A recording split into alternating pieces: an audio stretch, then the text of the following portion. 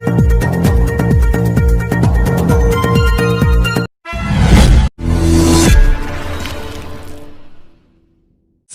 उत्तर प्रदेश में corona virus के बढ़ते प्रभाव को देखते हुए माननीय मुख्यमंत्री योगी आदित्यनाथ जी के दिशा निर्देशानुसार 2 दिवसीय लॉकडाउन के दूसरे दिन भी रहा संपूर्ण शहर बंद। शहर के सभी बाजार और दुकानें पूर्ण रूप से बंद रही तथा पुलिस प्रशासन द्वारा अनावश्यक रूप से घूमने वाले लोगों के काटे गए चालान।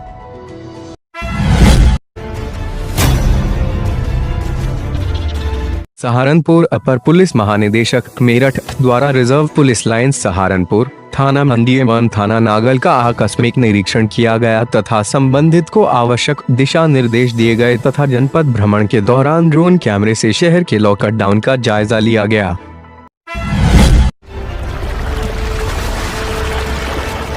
जिला सरकारी अस्पताल चौराहे के पास लगे ट्रांसफार्मर में 30 जून 2020 में विस्फोट होने के कारण 7 लोग झुलस गए थे, जिनमें 2 लोगों की गंभीर हालत को देखते हुए हायर सेंटर रेफर कर दिया गया था, जिसमें बीती रात आशुतोष उम्र 34 की चंडीगढ़ पीजीआई में उपचार के दौरान मौत हो गई। युवक की मौत के बाद से परिवार में कोहराम मचा हुआ है।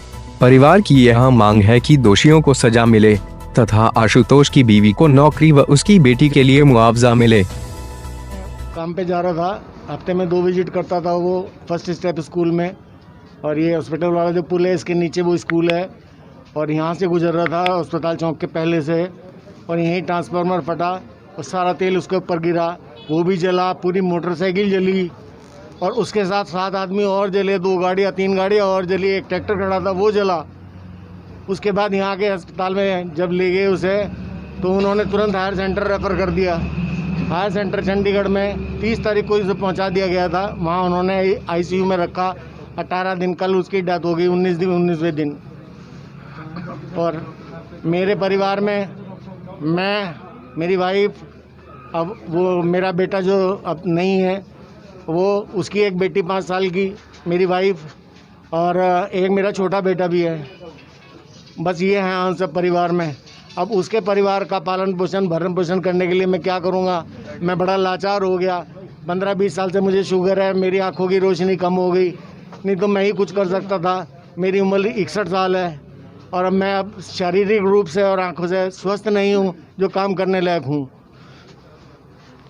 इसलिए मेरी सरकार से, बिजली विभाग से, जिनकी भी गलती है, मेरी ये प्रार्थना है कि भाई उनके बच्चों के, मेरी पोती के भविष्य का ध्यान रखते हुए जो भी सहायता हो सके, उसका जीवन में उसे किसी की भरोसे न रहना पड़े।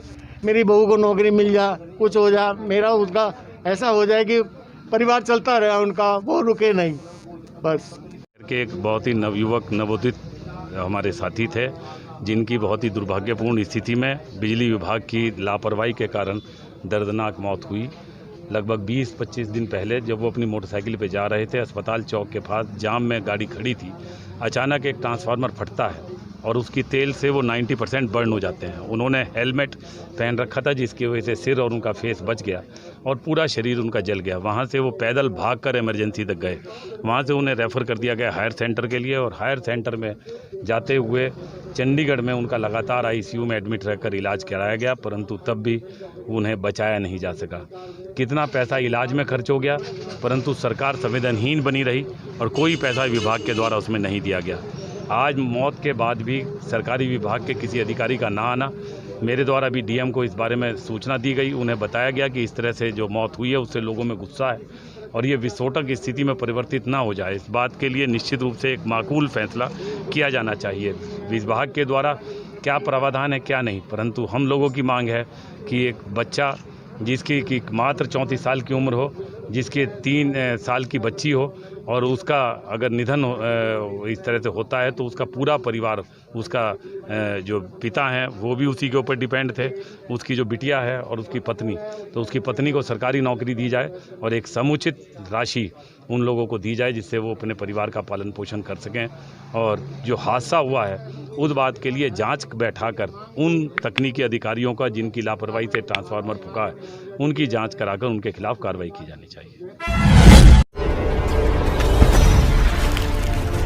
सहारनपुर शिवरात्रि पर भक्त तमाम बंदिशों के बीच भगवान शिव का जलाभिषेक कर रहे हैं।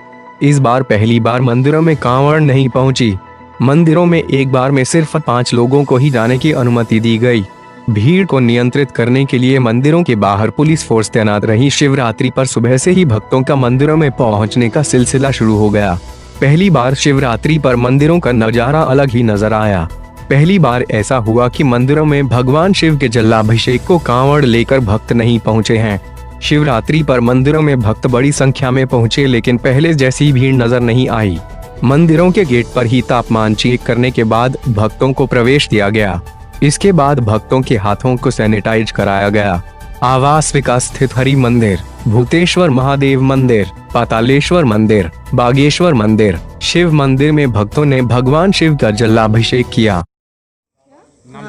मानसी, मनोकामना तो यही है कि जैसे कोरोना वगैरह चल रहा है जल्दी से जल्दी सही हो जाए, और वैसे यहाँ पे फैसिलिटी बहुत ज़्यादा है, पुलिस भी बहुत ज़्यादा है और सोशल डिस्टेंसिंग वगैरह भी पूरी फॉलो हो रही है, तो कोई भी डिफ़िकल्टी वगैरह नहीं हुई और सब कुछ ईजिली हो गया। और पुलिस बहुत अच्छा वर्क कर रही है यहाँ पे, और सबको ना पूरा डिस्टेंस पे मेंटेन कर रखा है, सब अच्छा है बहुत। यही कि बस अब तो कोरोना जल्दी से जल्दी सही हो जाए, बहुत ज़्यादा हो गया है अब तो। मेरा नाम आयुषी है और हम यहाँ मंदिर में आए हैं। सावन की पहली शिवरात्रि है और यहाँ हम भगवान से ये मांगने आए हैं कि कोरोना वायरस जल्दी से जल्दी ठीक हो जाए और जो भी लोग क्वारंटाइन में हैं वो भी जल्दी से ठीक हो जाए और हमारा शहर कोरोना वायरस से मुक्त हो जाए। हमने भगवान से ये मांगा है कि कोरोना वायरस जल्दी से जल्दी ठीक हो जाए और ये ज़्यादा ना फैले, और भी शहरों में जो कोरोना वायरस फैल रहा है वो भी ठीक हो जाए जल्दी से। आदेश राणा, बस जितने जो दिशा निर्देश ऊपर से थे शासन की तरफ से, उस हिसाब से पूजा करी है।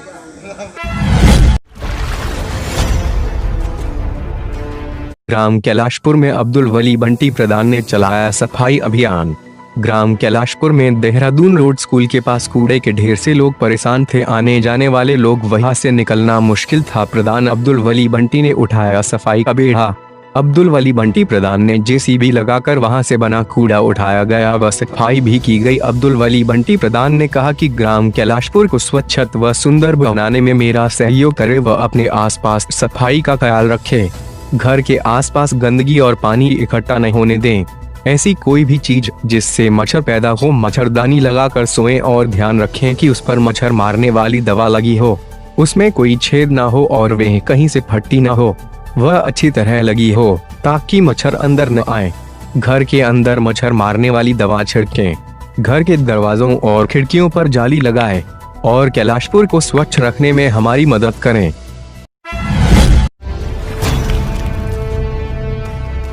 अभियुक्तों को 4 ड्रम लोहा, 2 प्लास्टिक कैन व 840 लीटर अपमिश्रित डीजल के साथ किया गिरफ्तार, भेजा जेल। आपको बता दें, जनपद सहारनपुर में थाना कुतुबशेर पुलिस व स्वाट टीम ने संयुक्त रूप से 3 शातिर अभियुक्तों को गिरफ्तार किया है। बतौर खबर, थाना कुतुबशेर पुलिस व स्वाट की संयुक्त टीम द्वारा 3 अभियुक्तों को गिरफ्तार किया गया है।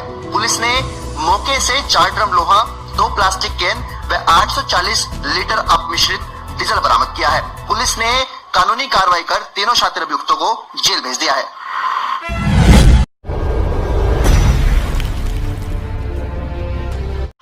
जिला महिला अस्पताल में गर्भवती महिला की कोरोना रिपोर्ट मिली पॉजिटिव, सीएमओ सोढी ने की पुष्टि। आपको बता दें, जनपद सहारनपुर में एसपीडी जिला महिला अस्पताल में एक गर्भवती महिला की कोरोना रिपोर्ट पॉजिटिव होने का मामला सामने आया है। बतौर खबर, जिला महिला अस्पताल में स्टाफ द्वारा गर्भवती महिला का कोरोना टेस्ट कराया गया, जिसमें महिला की रिपोर्ट पॉजिटिव निकली है, जिसके बाद सीएमओ डॉक्टर बीएस सोढी ने इस बात की पुष्टि की है।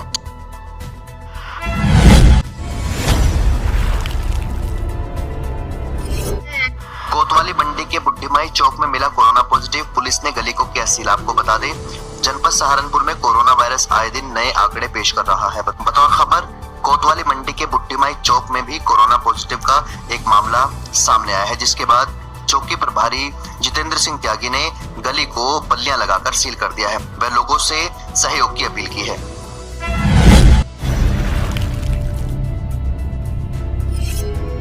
सहारनपुर में कोरोना कानून व्यवस्था अपराध के दृष्टिगत दौरे पर आए एडीजी ने पत्रकारों को दी जानकारी। आपको बता दें, जनपद सहारनपुर नगर में एडीजी मेरठ जोन ने पत्रकारों को अपने निरीक्षण के विषय में संबंधित जानकारी दी है। बकौल एडीजी राजीव सब्बरवाल, शासन द्वारा कोविड-19 में दिए गए निर्देशों के पालन से संबंधित सभी व्यवस्थाओं का जायजा लिया गया है व आवश्यक दिशा निर्देश भी दिए गए हैं। उद्देश्य शासन के जो निर्देश हैं कोविड लॉकडाउन के अनुपालन के संबंध में, अब क्योंकि अनलॉक हो चुका है और कई सारी गतिविधियां अलाउ कर दी गई हैं, इसलिए ये आवश्यक है कि जो संक्रमण को रोकने के लिए, फोर्स में संक्रमण को रोकने के लिए और पब्लिक को भी जागरूक करने के लिए ताकि संक्रमण ना फैले, इसके लिए कुछ शासन के निर्देश हैं जिसका एनफोर्समेंट पुलिस द्वारा कराया जाना है। एक तो उसके बारे में जानकारी लेना था कि क्या वाकई फोर्स को उतना ब्रीफिंग है और वो किस तरह से कार्य कर रही है। इसके अतिरिक्त हमारे थानों में, हमारी चौकियों में और हमारी पुलिस लाइन में किस तरह की व्यवस्था की गई है जिससे कि फोर्स में संक्रमण ना फैले। तो मैंने देखा कि कोविड हेल्प डेस्क पे जो कर्मचारी थे उनके पास पल्स ऑक्सीमीटर, साथ में जो उनका थर्मोमीटर है, सैनिटाइजेशन के लिए जो उनका है, उनको अच्छा ज्ञान भी था कि हमें क्या करना है, कैसे करना है। कुछ जगह पे डॉक्यूमेंटेशन क्या क्या करना है उसके लिए मैंने निर्देश दिए हैं, जो कि ये जनपद स्तर पे उनको करवाया जाएगा। पुलिस की ड्यूटी लेकर के सर कुछ किया गया है कि ड्यूटी जो 24 आवर पुलिस के जवान देते हैं,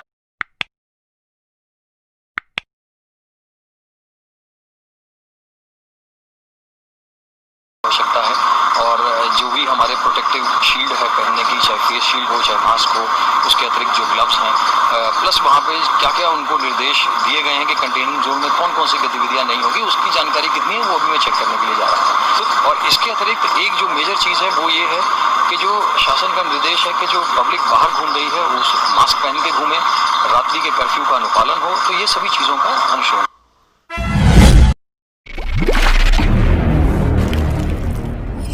बाइक सवार के घर 7 सवारी ओवरलोड, 9500 का डाक द्वारा भेजा गया चालान, शख्स ने कैमरे पर बयां की हकीकत आपको बता दें।